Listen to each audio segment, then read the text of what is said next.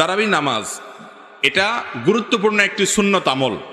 রমাদান মাসে যদি কেউ তারাবির নামাজ পড়ে, নবী করিম সাল্লাল্লাহু আলাইহি ওয়াসাল্লাম বলেছেন, মান কামা রমাদানা ঈমানান ওয়া ইহতিসাবা গুফিরা লাহু মা তাকাদ্দামা মিন যামবি। যে ব্যক্তি রমজানের রাতের বেলা দাঁড়িয়ে তারাবির নামাজ আদায় করবে, তার পেছনের সমস্ত গুনাহ খাতা আল্লাহ তাআলা মাফ করে দিবেন।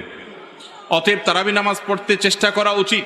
কিন্তু কোনো কারণে যদি কেউ তারাবি নামাজ না পড়েন, তার কারণে তার রোজা হবে না, এমন কোনো কথা পৃথিবীর কোনো আলেম কোনো ফকিহ বলেন নাই।